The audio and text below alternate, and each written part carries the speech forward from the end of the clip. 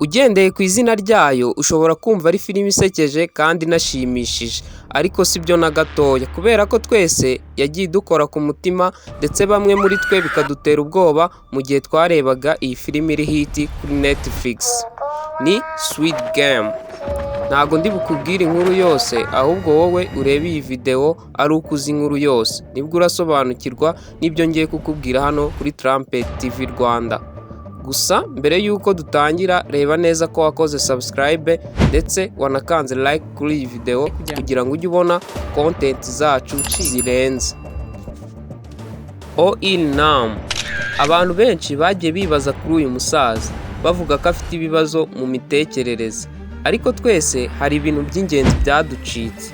Twagiye tubona frontman wateguye iyi mikino yicaye aryohewe n'ibyo bamwe muri twe bise ubusazi.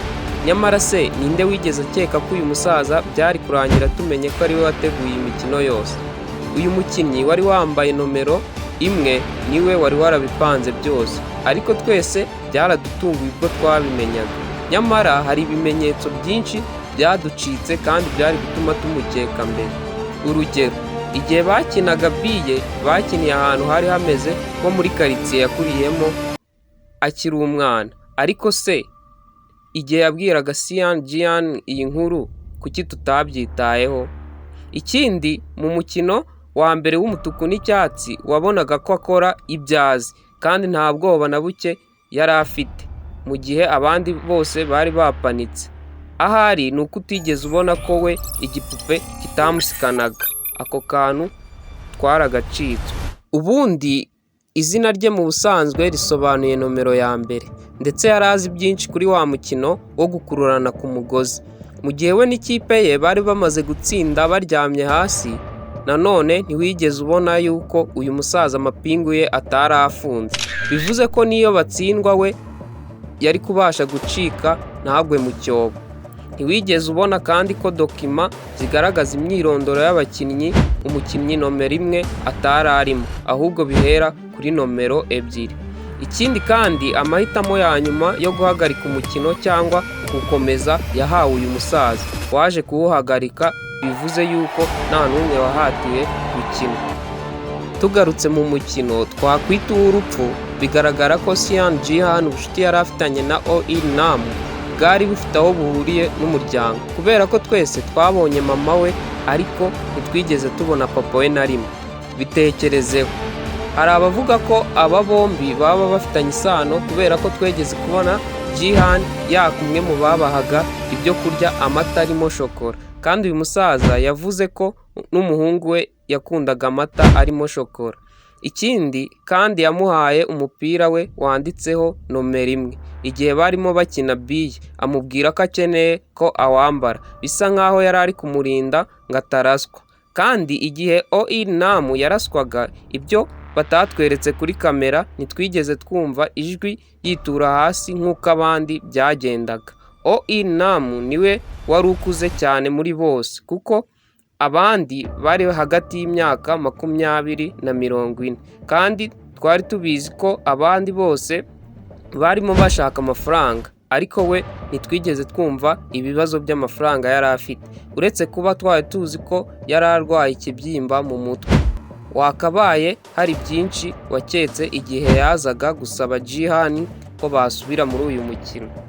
Reka noneho tujye mu mukino nyirizina.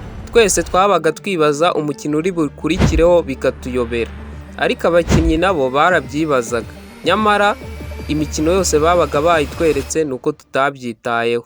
Urebye neza ku bishushanyo biri ku nkuta z'aho bararaga urayihabona yose neza. Rero iyo abakinnyi bita ku bishushanyo byari kuri izi nkuta, bari kubona imikino yose bari bagiye gukina, kuko hariho umukino wa green light wo gukururana, ikiraro cy'ibirahuri ndetse n'iyindi yose.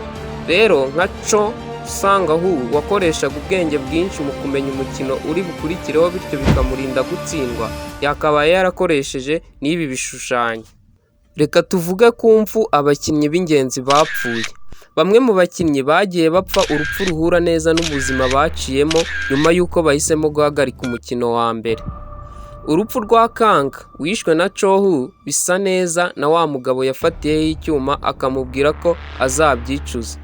Jang yasimbutse ikiraro arimo gucika, abantu bari baje kumwica. Urupfu rwe nawe rwabaye igihe yagwaga kuri cya kiraro cy'ibirahuri. Ari yibye amafaranga ariruka asiga uwo yari ayibye arimo gupfa. Nawe niko byamugendekeye kuko biye ze zibwe na Cha Song-hu aramusiga ngo bamwice. Bwa nyuma urupfu rwa Cha Song-hu rwabaye yambaye ikositime igihe we na Jihan bakinaga umukino wa nyuma mu mvura. Wibuke yuko Sang-hu bagihagarika umukino yatashye yambaye ikositime. Tugiye ku masanduku bashyiragamo imirambo. Igihe Jihan yatomboraga impano yo guha umukobwa we, yatomboye akabogisi gasa neza n'aya masanduku bashyiragamo abakinnyi bapfuye. Aka nako ntiwakabonye, kandi muri aka kabogisi yasanzemo imbunda ariko yari ikibiriti. Ibi byashushanyaga violence yari igiye kubera mu mukino. 4-5-6. Akandi kantu twese tutashoboye kubona ni uko Jihan yatsindiye $4,460,000 muri betting. Byasaga nk'aho byerekanaga nomero azambara mu mukino. Tugeze ku cyo twita inozi. Ibi byaragaragaraga ariko ushobora kuba warabicitswe ko abarinzi bambaraga imyenda itukura isa igatandukanywa na za masike zabo zari zifite ibinyampande bitandukanye, harimo uruziga, kare na mpande eshatu. Ibi byagaragazaga uburyo bagiye barutana mu nshingano bafite. Abakozi basanzwe bari bafite uruziga, abasirikare bafite mpande eshatu, naho ba manager bafite kare. Rero izo masike zabo zagaragazaga imirimo yakorwaga n'icyo bise ubucakara bw'inozi. Noneho abazaga kureba imikino bakambara masike zisa n'iz'inyamaswa zakoreshaga ubwo bucakara. Tugiye ku masikariye yanyurwagamo n'abakinnyi bagiye mu wundi mukino, witegereje neza hasa nk'igishushanyo cy'umunyamugeni witwa MC Asha, kigaragaza ubutaka mu isi isanzwe aho ingufu rukuruzi cyangwa se gravity zidakora. Bishatse kuvuga ko amategeko asanzwe tugenderaho mu isi hano haberaga umukino yo atakoraga. Amatiriningi abakinnyi bambaraga bayahisemo bagendeye kuri iniforume z'abanyeshuri muri Koreya. Abayoboye filime bashakaga ko isa neza na iniforume, ariko basanga bitaba ari igitekerezo cyiza gushyiramo amajipo ku bakobwa, bahitamo kubambika kimwe n'abagabo. Naho ibara ry'icyatsi barihisemo bitewe n'uko ari ryo ryatumaga umutuku w'amaraso ugaragara. Ikindi ni uko umutuku n'icyatsi biri ku mpande zitandukanye mu ruziga rw'amabara, bishaka kukwereka ko abakinnyi bari ku ruhande rutandukanye n'urw'ababakinishaga uyu mukino bariho. Ikindi twagiye tubona ko uwazaga kubasaba kujya muri uyu mukino yahitagamo umutuku, bikwereka uruhande yari aherereyeho. Mahwa. Hari abanenga ko Squid Game baba barakopeye agace ko muri filime y'Abayapani yitwa God's Will, aho habaga harimo abanyeshuri bategekwaga gukina imikino itandukanye, bayitsindwa bakabica. Judong yatangiye gukora kuri iyi Squid Game mu gihe kirekire gishize. Akaba avuga ko yagendeye kuri Manhwa, agatabo yakundaga gusoma akiri umwana. Round 6.